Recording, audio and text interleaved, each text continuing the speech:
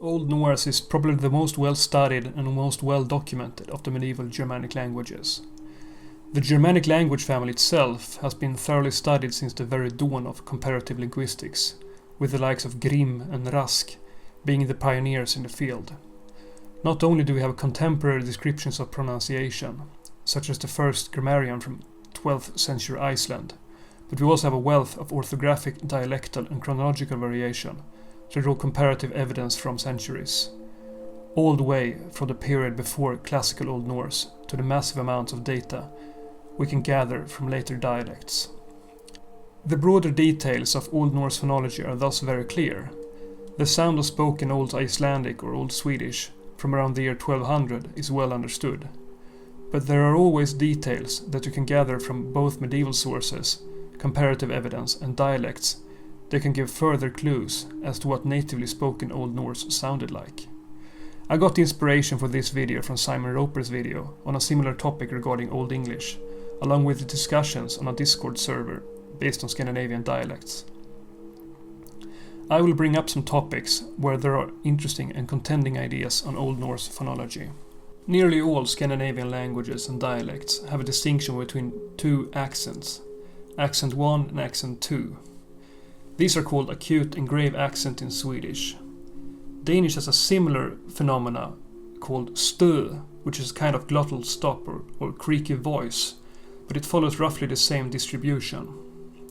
In general, you can say that words that were monosyllabic in Old Norse, following the final syncope in the 9th century, such as early Old Norse sunu and sitir, which later became sun and sitr, take the acute accent. Words that had two syllables, following this syncope, take a grave accent. The grave accent probably arose in the syncope period when proto-Norse long unstressed syllables were shortened, changing secondary stress to rising pitch in the unstressed syllable. For example, proto-Norse hundors became Old Norse hundar.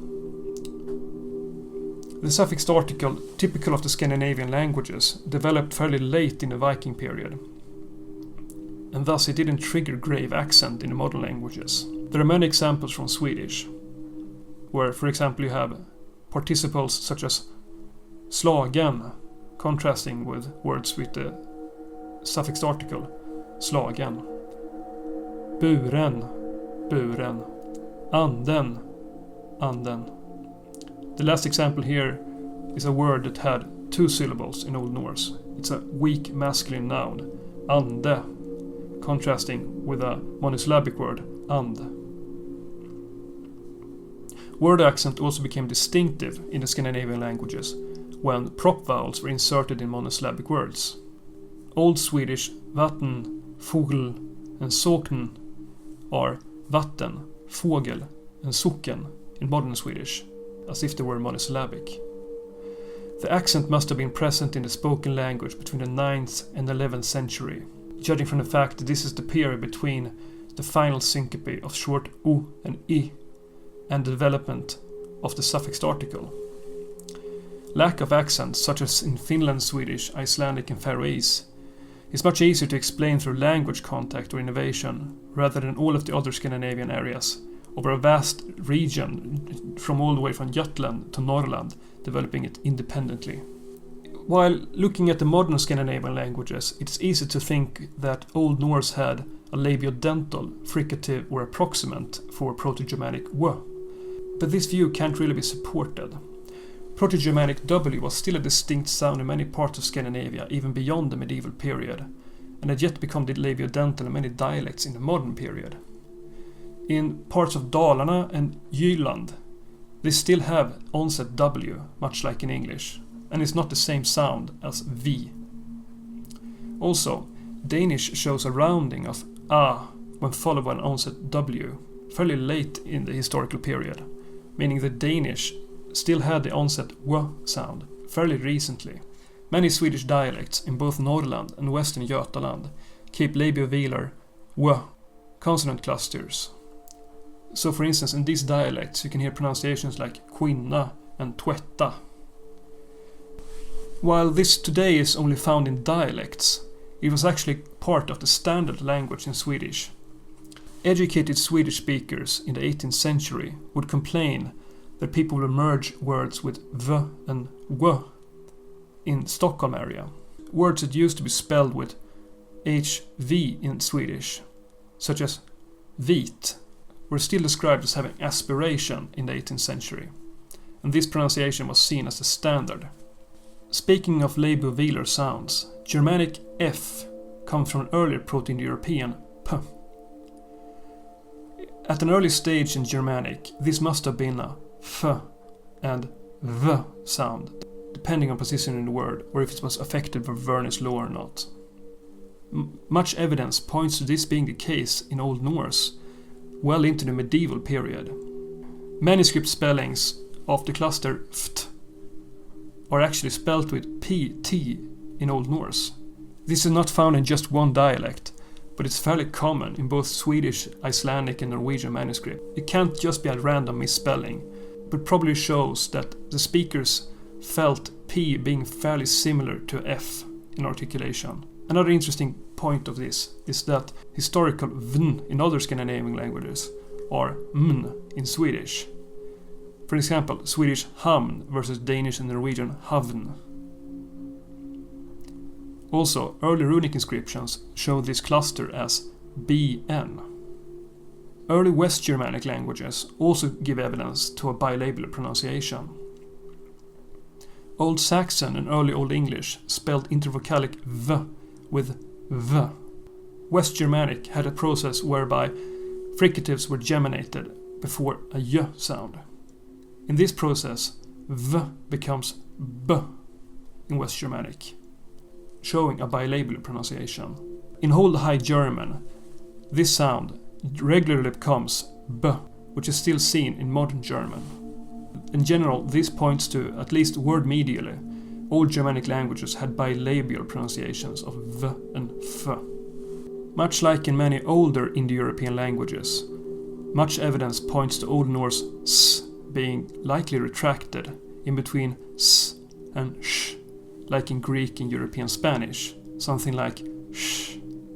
Germanic languages that did not develop later sh and sh, such as Icelandic and Dutch, keep this old retracted sh sound. Swedish, Norwegian, German and English changed the sk cluster to a sh sound, creating minimal pairs such as sift and shift. But this sound change never happened in Dutch or Icelandic, that still keep this as clusters. Another interesting piece of evidence in related Germanic languages is how in High German, Old Germanic t changed to ts in the High German consonant shift was clearly distinct from inherited s. Words that used to have a t in them were clearly distinct from words that have a s.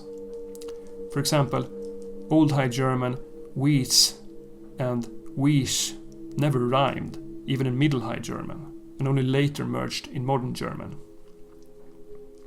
In Old Norse, we often see that the sound s was often spelled ts with the letter z, which usually stood for ts in medieval orthographies. Words like mans and hals show that when standing next to dental consonants, the s was likely fronted. There is also a wealth of comparative evidence from other Indo-European branches, such as Romance, that show that, presumably at an early stage, this sound was fairly common in Europe. Speaking of sibilants, early Old Norse still distinguished the reflexes of proto-Germanic z from r. This sound was spelled with the rune yj and could be geminated, such as the word geij. It is often depicted with a small capital letter R when runic inscriptions are transcribed in the Latin alphabet. If you think of the retracted pronunciation of sh, this would also mean that zh was also retracted. This makes rhotacism easier to understand, since a sound like zh is much closer to r. But proto-Norse underwent word final devoicing in an early stage, before syncope. This is seen in, for example, verb forms such as band becoming bant. Because this would have affected word final j, it must have been a distinct sound from r and s in the Old Norse period, presumably an approximant. This sound has been described as or with a palatal quality, maybe y and y. In Scandinavian scholarship, this sound is called the palatal R. Its exact value has been debated by scholars for quite some time. There's no real clear consensus on how it would have sounded like. It's called palatal because it triggered I umlaut in Western Scandinavian. You see, for example, the word diuj, Old Icelandic and Norwegian dyr. This sound is not attested in the Latin alphabet, and it merged with early, first in the west, later in the east, and last on Gotland. It merged with r, first when standing next to dental consonants, and was lost following vowels in unstressed syllables in Denmark and Götaland. This sound assimilated next to N and L and S in Old Norse, creating geminates.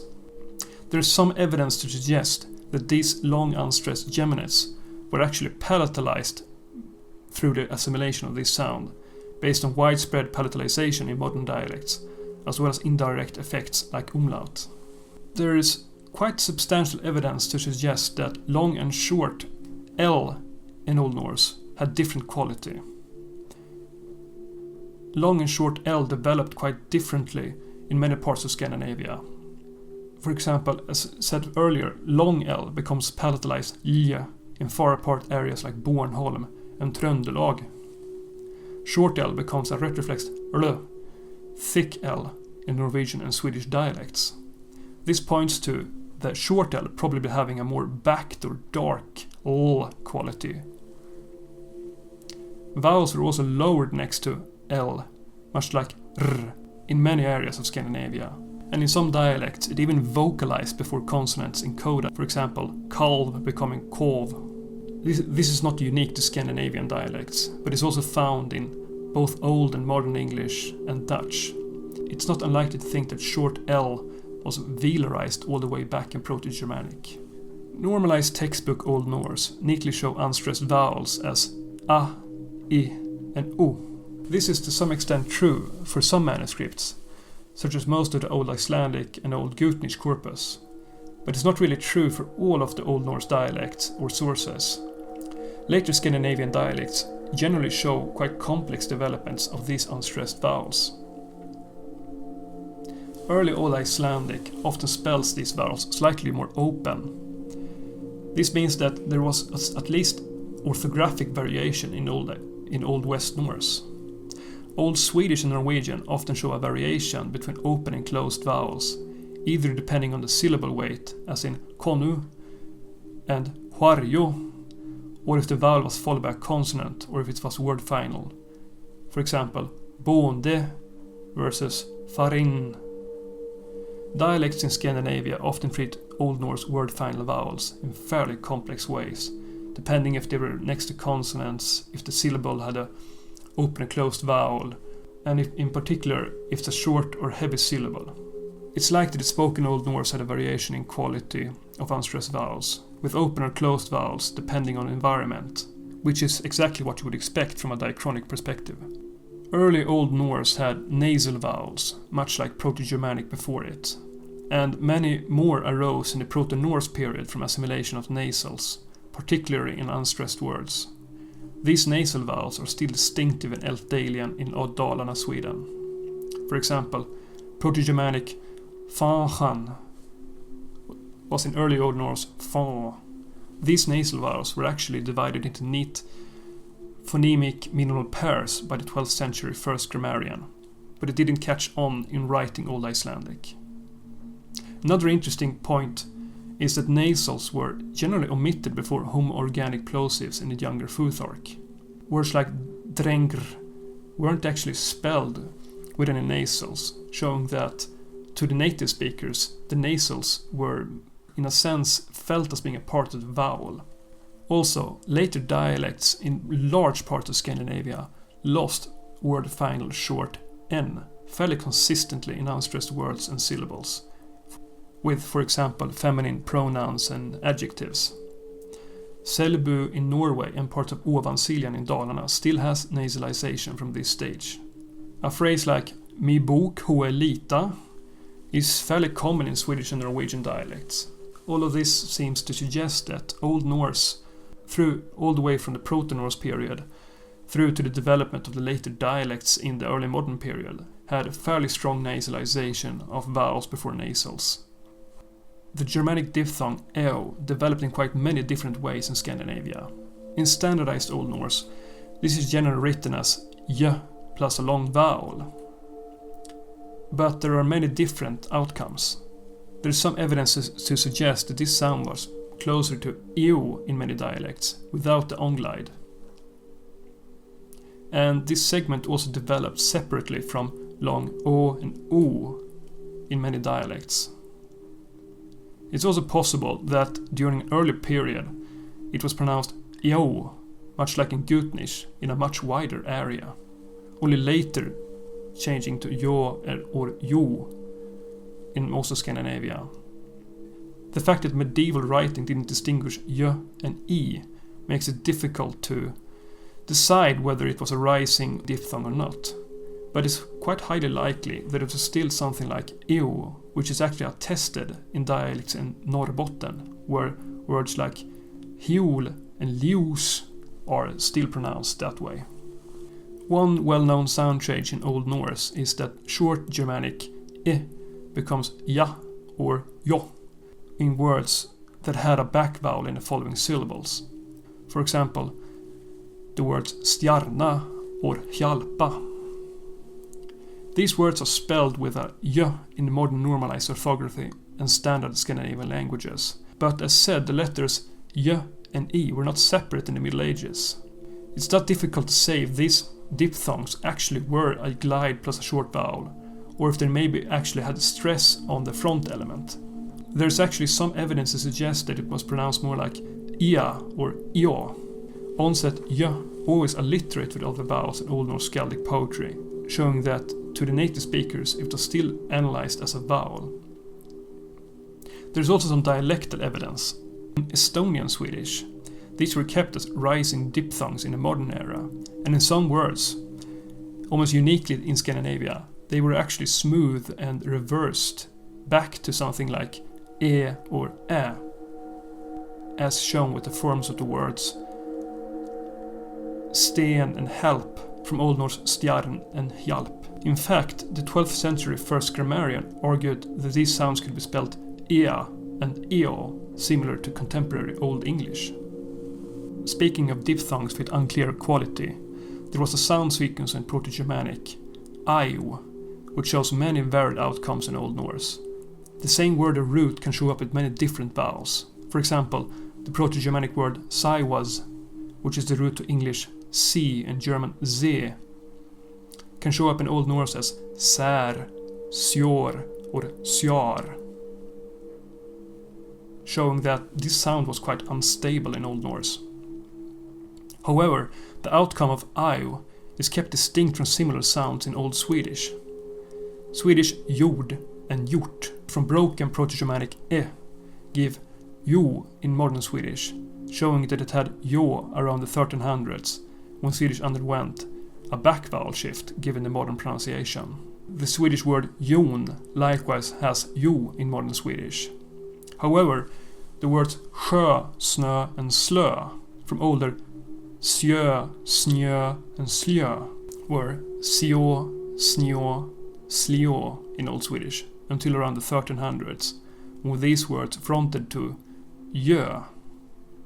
Other words that had eo, like those before mentioned, but didn't come from aiu, did not undergo the shift, showing that in Swedish around the 1300s, the reflex of Germanic aiu was still kept distinct as a vowel.